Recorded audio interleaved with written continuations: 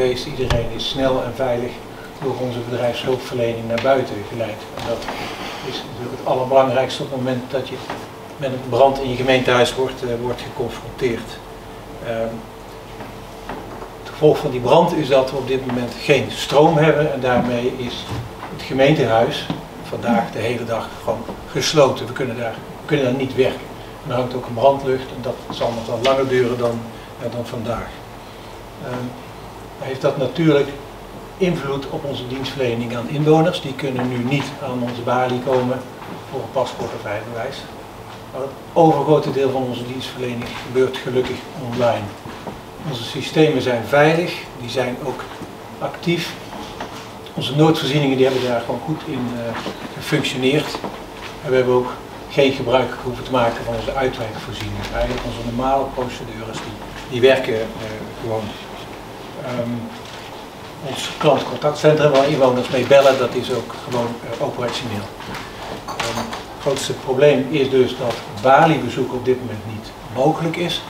Maar we hebben al vanaf morgen vroeg een speciale procedure ingericht voor spoedzaken. Het komt toch voor dat inwoners een reisdocument nodig hebben omdat ze weg moeten.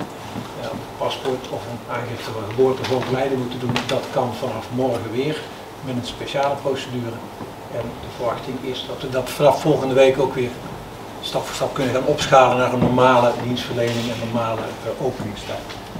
Het gemeentehuis als geheel, dat is op dit moment nog niet volledig te bewonen. Hoewel we weten dat het gemeentehuis veilig is. De brand is uit, daar zijn ook verder metingen gedaan, het is veilig. Maar het moet ook gezond en prettig zijn om in te werken, dus we nemen daar geen enkele risico mee voordat we weer het gemeentehuis geheel of gedeeltelijk in gebruik nemen. Wat betreft stroomvoorziening, dat is evident. Als je geen stroom hebt kun je heel veel niet. Van koffie drinken tot gewoon in het donker je weg zoeken. Maar dat hebben we naar verwachting morgen ook al eigenlijk voor een heel groot deel weer hersteld met een aantal speciale voorzieningen. Maar we wachten met het in gebruik nemen van het hele gemeentehuis tot alles helemaal veilig en prettig is. Niet alleen voor onze medewerkers, maar ook voor inwoners die daar op bezoek komen. Dus dat is eigenlijk op dit moment ten aanzien van de dienstverlening het geval samengevat. We borgen dat de dienstverlening aan inwoners zoveel mogelijk doorgaat en dat mensen daar nauwelijks iets van merken, het liefst. En mensen die een afspraak hadden, die worden persoonlijk benaderd voor een nieuwe afspraak.